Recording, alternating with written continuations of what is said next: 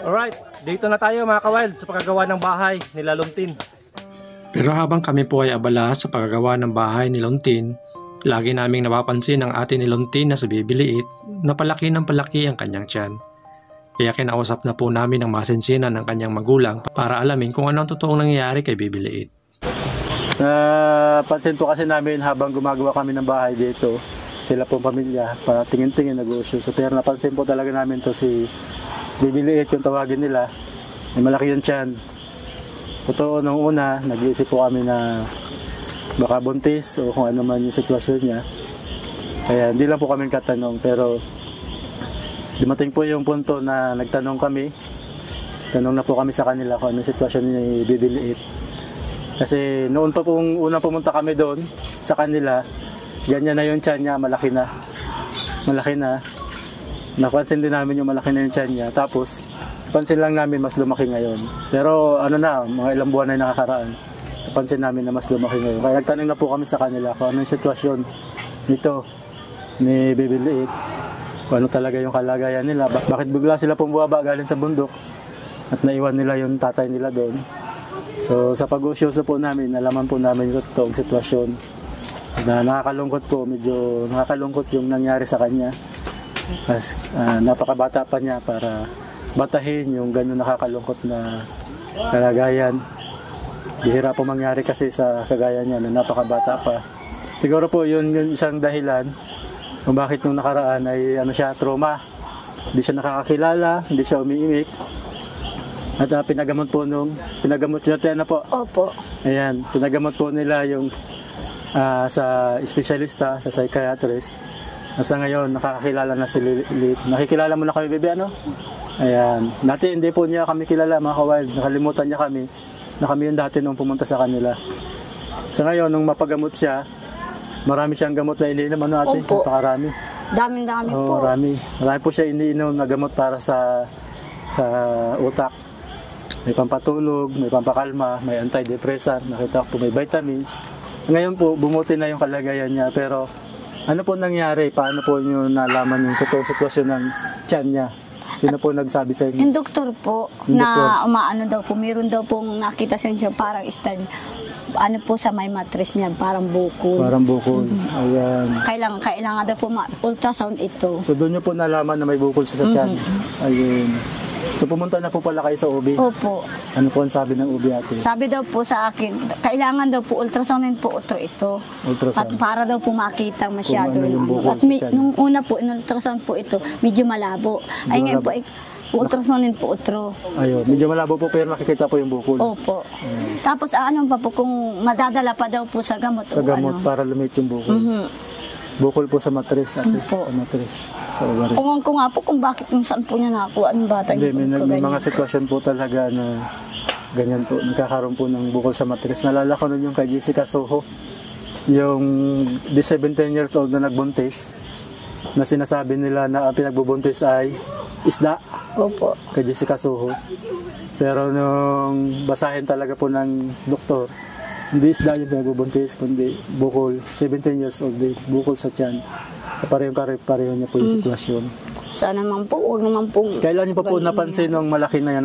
Totoo po nung unang punta pa lang namin doon sa inyo, napansin mo na yung malaki tiyan niya. Di ba kayo po nagsasabi sa amin na malaki ang tiyan niya dahil lang sa, sabi mo malakas kumain? Opo. Hindi naman pala po sa lakas ng pagkain yan at dahil lang po sa ganun. Nagtatak na nga po ako kung bakit nalaki ang tiyan niya. Oo. Nung pumunta kami kawal, unang punta pa lang namin, hindi lang kami umimik. Kasi siyempre may mga bagay na di ka pwede magtanong. Napansin talaga na yung malaki ang tiyan. Sabi naman ni ate, dahil malakas lang kumain. Pero yun, dahil sa pagpapagamot, napansin ng doktor na may kakaiba sa tiyan niya at in-ultrasound. Napansin ko pala may bukol pero medyo malabo po. Sabi pa nga po ng ibang tao, ano yung anak mo ate, buntis yata. Sabi ko, bakit magbubuntis naman? Sabi ko yan, ay 14 years old pa lang po ito. Wala naman po sabi kung siyang syuta o anumang bagay. Bakit magbubuntis? Saka lagi man kayong kasama. Ang totoo po, ganon din yung inisip namin nung una.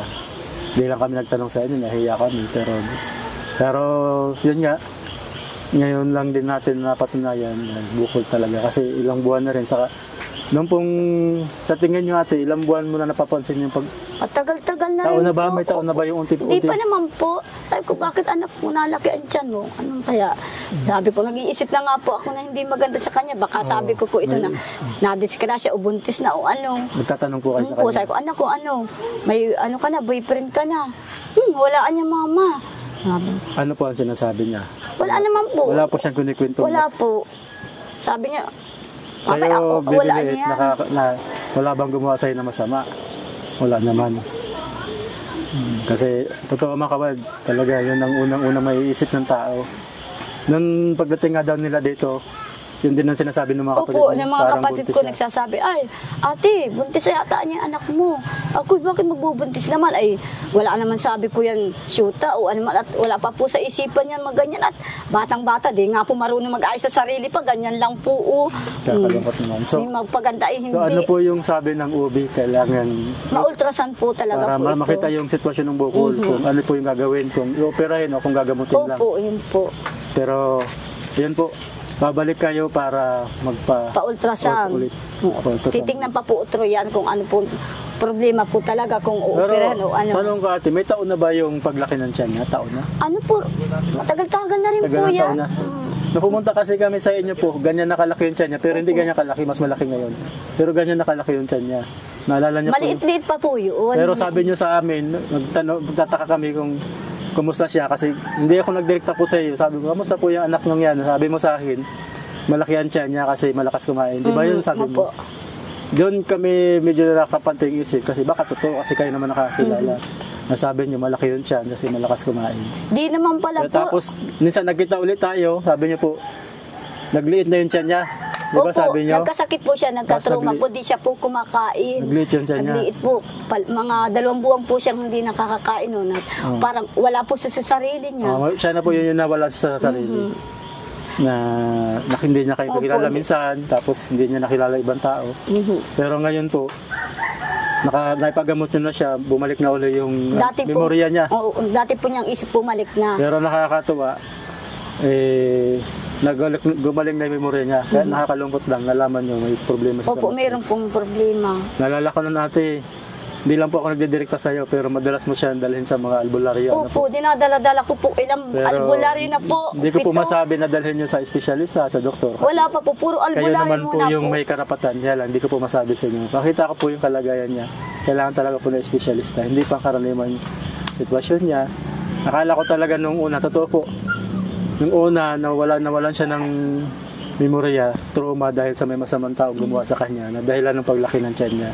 Yan po yung talaga iniisip namin. Kaya Opo. lagi ko siyang tinatanong, nung kinausap, kung may gumawa ba ng masama sa kanya. Wala naman po sinasagot, puro ganun na lang po, puro ganun. Doon nga po ako nagtataka, ay kung ano na pong gagawin ko dito sa batang ito. Isip ko ng isip, gabi-gabi, araw-araw, laman ng utak ko lagi siya at Hindi mo laging siya ganito. tinatanong. Tinatanong ko po, Ano sabi sinasabi niya, niya? wala naman po siyang sinasagot, puro piing. Ano So ganun. ngayon po, Ngayon po, tinatanong ko po, wala man sinasabi. Ay, so anak ko, ngayon bakit? ate, kailan po kayo balik ulit sa OB? Ano po, sa Biyernes po. Sa Biyernes. So ultrasound na din. Ultrasound Para makita kung operahin o gagamot Opo, o opo. dadaanin nila sa gamot. Nalala ko po, nagbigay po kami sa inyo ng 2,000. Ano po? Opo, binili ko po Galing- ng gamot niya. Gamot niya. Mhm. Kasi nga gusto namin mapacheck up. Galing po yun kay Ma'am Chari. Galing po kay Ma'am Chari na nagbigay po para mapasuri po ito si Liit. Yun, naipasuri niyo po. Ngayon, nalaman niyo na po na. Opo, sinaato na nga po. Ayun, yan oh. po yung result. Naato na po ang Salamat po, resulta Ma'am po Chari. ng pag-ano po sa kanya. Bali, Tapos meron po siya medical pa po. opo, ayan. Ito na po ang ibinigay sa akin ng doktor. Kailangan ko po itong dalayin sa Biyernes po. Ayun. Oh, para ma-ultrasound po ito. Ayun, ultrasound na naman. Tapos malaman kung gagamutin siya o operahan Oo po. po, ito po. Binigyan po ba kayo na ideya na baka kailangan operahin? Ay, pagka ano daw po, pagka ano po, talaga po baka po maoperahan po o ano. Pag na-ultrasound po at nakita po ang ano ng Tapos sitwasyon, ate, ayan, opo. Ngayon po ma-opera po. ate, ayan. Dahil 3,000 po yun. Kasi 2,000 lang yung pera namin na naibigay ko sa Opo. ito po, yung galing kay Ma'am Chari, 3,000. Tapos dinagdagan po namin na 1,000 para makapagkaroon po kayong pamasahe o kung ano man po. Tapos yan, aalamin po namin kung ano po yung panibagong result po ng pagpapasuri nyo. Para at least mas matulungan po Opo. si Bibiliit, ano? Maraming pong salamat. Kamusta pakiramdam mo, Bibiliit? Kamusta ka? Okay ka lang? Di ka ba nalulungkot? Natatakot? Di ka naman natatakot? Ha? Pero alam mo, mayroon kang kailangan ka ipagamot. Alam mo yun? Yan, manalangin ka lang lagi, ha? Ang sabi nga po tulungan niya ka ng sa akin, Diyos. Mama, baka mamatrukan na naman ako, ang sakit. Takot na siya sa turok po. Ayaw ko na niya yun. Sabi nga yun. Sana madala pa sa gamot, ano po. Yan. At doon nga po pala, mga kawild, maraming salamat po, Ma'am Chari. At yung gusto pa pong tumulong sa pagpapagamot dito kay Liit, alam po namin na hindi madaling gamutan po yung proseso na yon. I-update po namin kayo.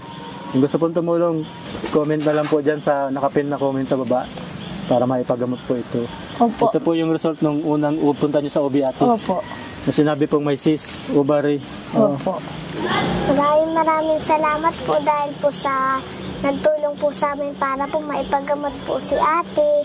Maraming salamat po, kundi dahil lang po sa inyo, hindi po sana ito mapapagamot si ate. Nalulungkot ka ba sa kalagayan ni ate mo? Opo. Ayan, mahal na mahal mo ba yun sa ate mo? Ayan. Ayaw ko nga po ito magkakasakit. Oo. Si Maraming salamat Bibiliit po. nga pala, mga kawild. Hindi siya talaga ganun ka, kumbaga, yung mental development po nito na Bibiliit, mga kawild, medyo late. Kaya kahit sa pag-aaral pag-aaral.